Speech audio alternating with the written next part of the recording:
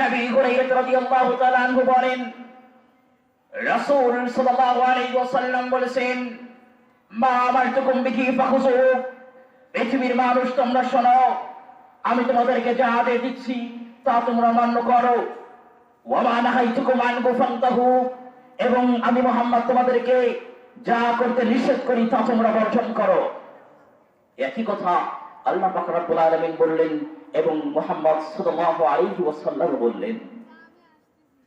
শুধু তাই নয়, আল্লাহ পাক রব্বুল আলামিন পবিত্র কুরআনুল কারীমের মধ্যে সূরা নিসা ৮০ নম্বর আয়াতে উল্লেখ করেন, মাইয়ুতি'র রাসূল ফাকাদ আতা আল্লাহ, যে ব্যক্তি রাসূলের অনুগত করে, যে ব্যক্তি মুহাম্মদ সাল্লাল্লাহু আলাইহি ওয়াসাল্লামের আদেশ নিষেধ পালন করে, সে যেন আল্লাহর আনুগত্য করলো। সুবহানাল্লাহ। অর্থাৎ মুহাম্মদ সাল্লাল্লাহু আলাইহি ওয়াসাল্লামের আনুগত্য যে ব্যক্তি করবে, ওই ব্যক্তি আল্লাহ পাক রব্বুল আলামিনের আনুগত্য করলো।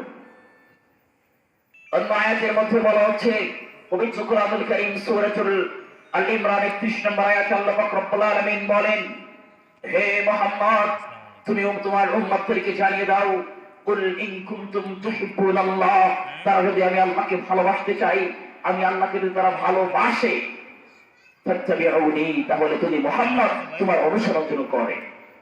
সুবহানাল্লাহ।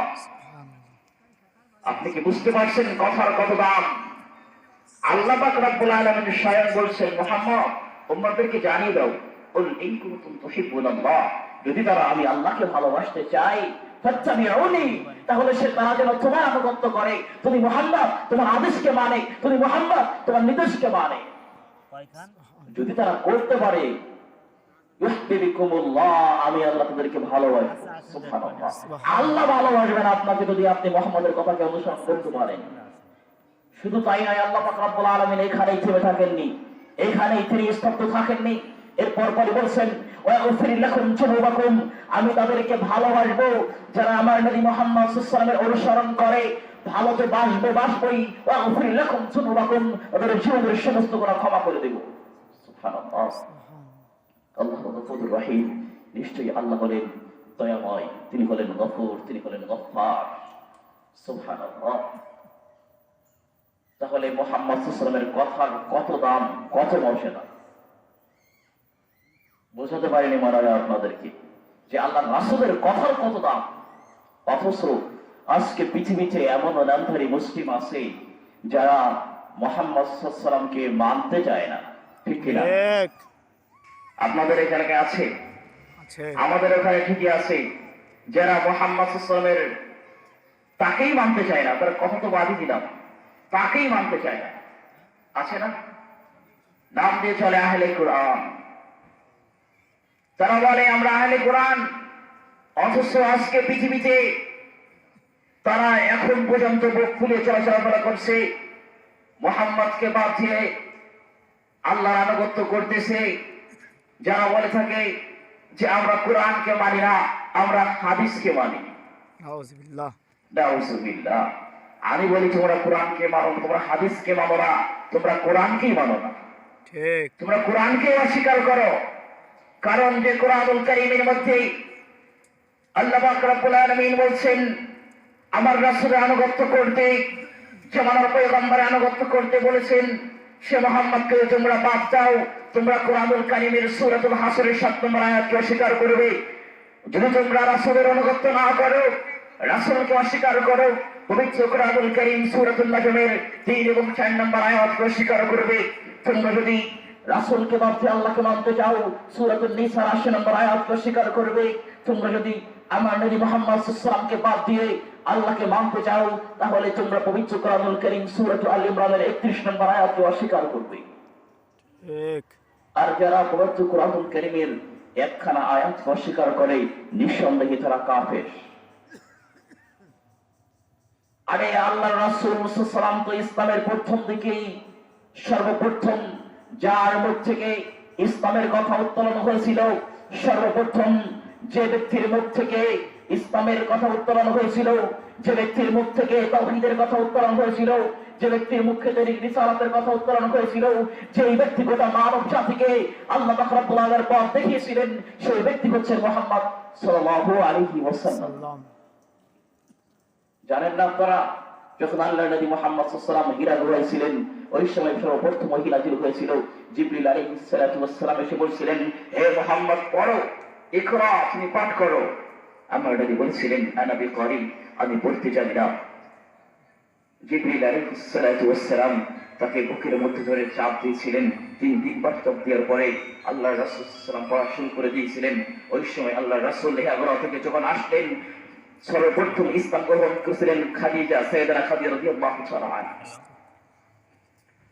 তো আমি বলতে চাচ্ছি, ওই সময় সর্বপ্রথম কুরআনুল কারীমের সূরাতুল আলাকের 5 নম্বর আয়াত আল্লাহ পাক রব্বুল আলামিন নাযিল করেছিলেন। গোটা কোরআনকে নাযিল করেননি।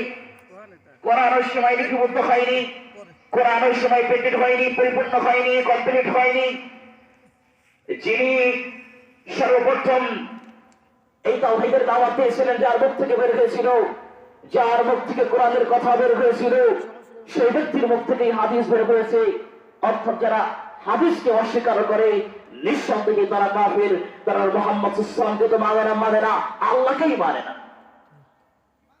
মুহাম্মদ সাল্লাল্লাহু আলাইহি ওয়াসাল্লামকে তো অস্বীকার করেই স্বয়ং আল্লাহ পাক রব্বুল আলামিনকে অস্বীকার করে। নাউযুবিল্লাহ। সম্মানিত উপস্থিতি, বক্তব্যের বিষয় ওটা নয়। আমার বক্তব্যের বিষয় হচ্ছে রাসূলুল্লাহ সাল্লাল্লাহু আলাইহি ওয়াসাল্লাম হতে দেওয়া কিছু উপদেশ। তো প্রথম নাম্বার উপদেশ হচ্ছে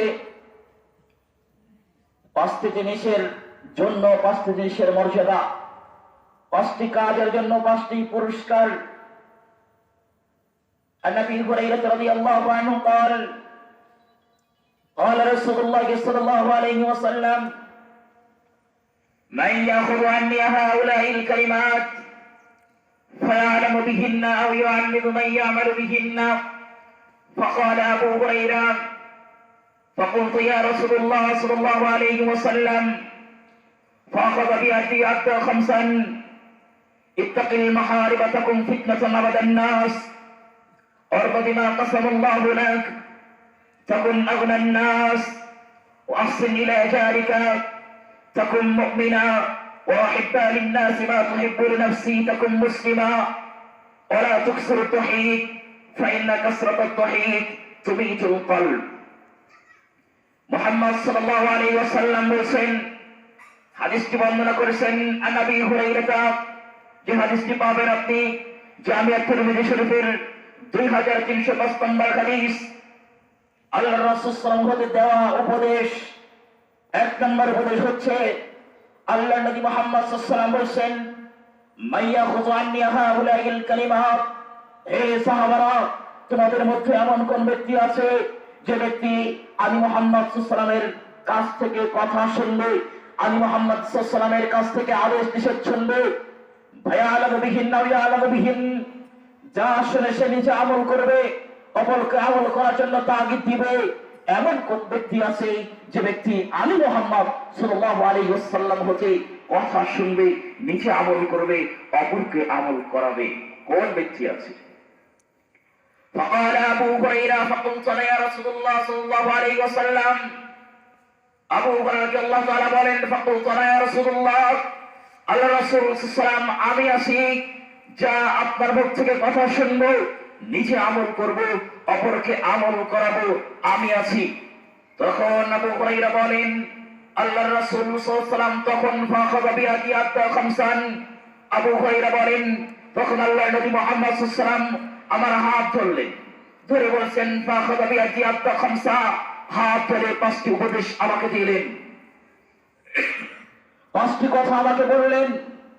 1 নম্বর হচ্ছে আল্লাহর রাসূল সাল্লাল্লাহু আলাইহি ওয়াসাল্লাম বললেন, ইত্তাকিল মাহারিবা তাকুন আবাদান নাস, হে আবু হুরায়রা শোনো, গোটা পৃথিবীর মধ্যে যে সমস্ত হারাম বস্তু আছে, সমস্ত হারাম বস্তু যদি কোনো মানুষ ত্যাগ করতে পারে, তখন আবাদান নাস, তাহলে সে হবে মানুষের মধ্যে সবচেয়ে বড় আবেদ।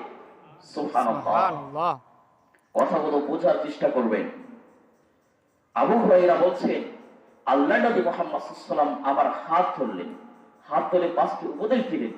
1 নম্বর উপদেশ হচ্ছে ইত্তাকিল মাহারিবা তাকুন ফিতনাতান আবাদান নাস।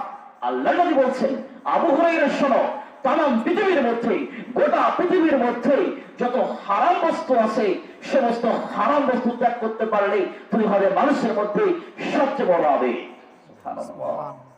সবচেয়ে বড় সহনশীল ব্যক্তি, আল্লাহর খাস বান্দা হবে হারাম বস্তু ত্যাগ করতে পারলে। দুঃখের বিষয় আজকে আমাদের দেশে মানুষ আল্লাহর খাস বান্দা হতে চাই, আল্লাহর ওলি হতে চাই, যেটা শব্দটা আমরা ব্যবহার করি না, বোঝানোর জন্য বলছি আপনাদেরকে।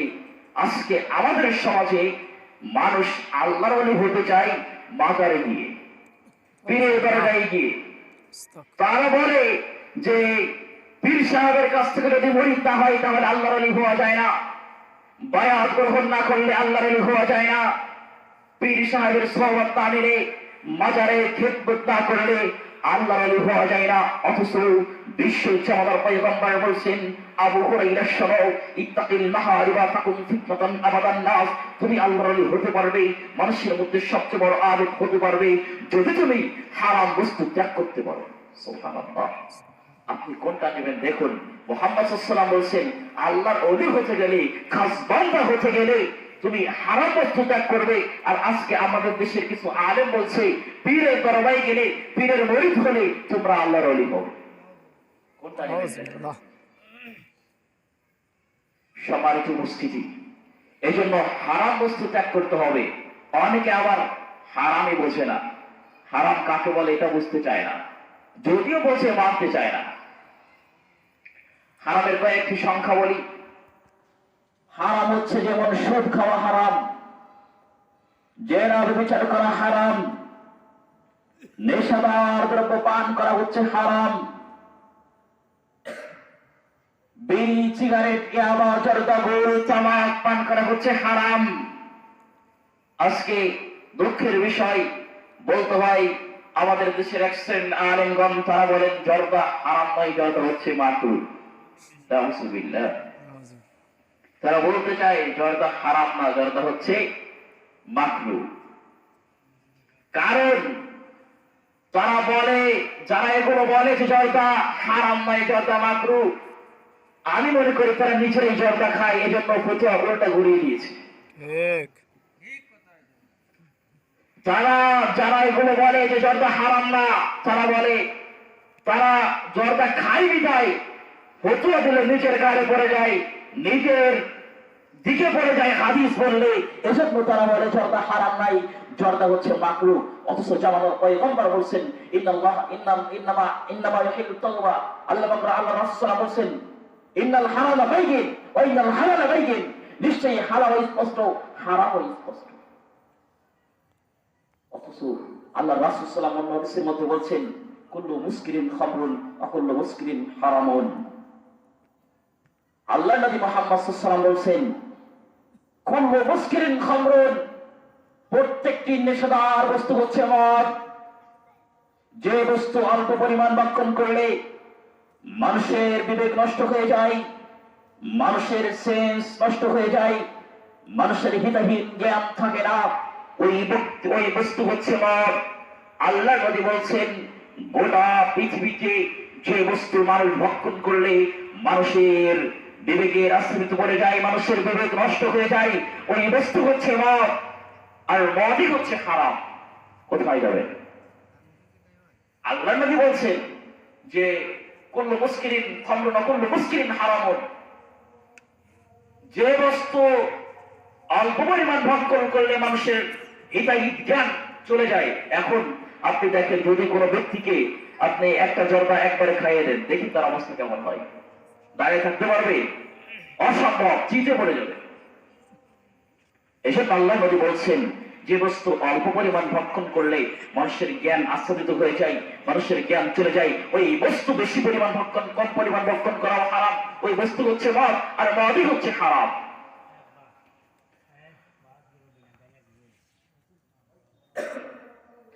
এজন্য আপনাদেরকে বলতেছি যে হারাম বস্তু ত্যাগ করতে হবে যদি মানুষের মধ্যে সবচেয়ে বড় আবেদ হতে চান, মানুষের মধ্যে আল্লাহ ভীরু হতে চান।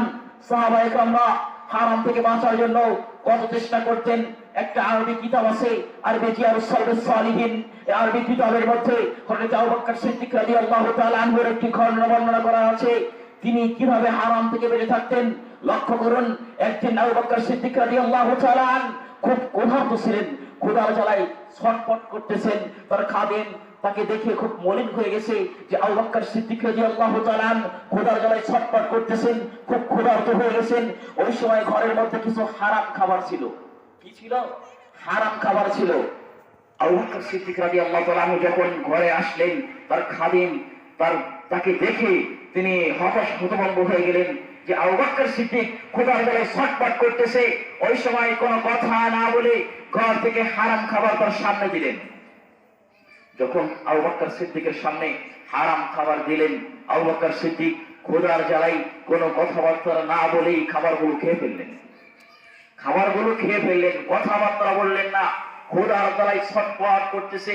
হারাম খাবার যখন সে খেয়ে ফেললেন, তখন খাওয়া হয়ে গেছে। এবার ওই খাদেম বলতেছে, হে আমিরুল মুমিনিন আবু বকর সিদ্দিক রাদিয়াল্লাহু তাআলা, আপনাকে আমি খাবার দিতাম না, আমি পরামর্শদায়ী হয়ে গেছি, আমার মুখটা বড় মলিন হয়ে গেছে। আপনার চেহারার দিকে তাকিয়ে আপনি আবু বকর সিদ্দিক না খেয়ে আছেন, আপনাকে দেখে আমার বড় কষ্ট হচ্ছে, এজন্য হারাম খাবার আপনার সামনে দিয়েছি।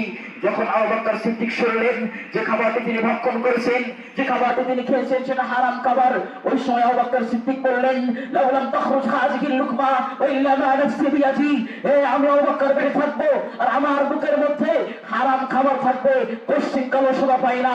তখন আবু বকর সিদ্দিক আঙ্গুলগুলো গালের মধ্যে ঢুকে দিয়ে বললেন, লাউলাম তাখরুজ হাযিহিল লুকমা, হে খাদেম শুনে রাখো, আমি আবু বকর বেঁচে থাকবো আর আমার শরীরের মধ্যে হারাম খাবার থাকবে, পশ্চিম কালো, এটা আমি আবু বকর শোভা পাই না। বমি করে খাবারগুলো বের করে দিলেন। আল্লাহু আকবার। এটা ছিল তাদের হারাম থেকে বাঁচানোর জন্য একটা দৃষ্টান্ত আপনাকে দিলাম। যখন মক্কা নগরীতে মদিনায় যখন আয়াত নাযিল হয়ে গেল, আল্লাহ পাক রব্বুল আলামিন, ইসলামের প্রথম দিকে মদ কিন্তু জায়েজ ছিল।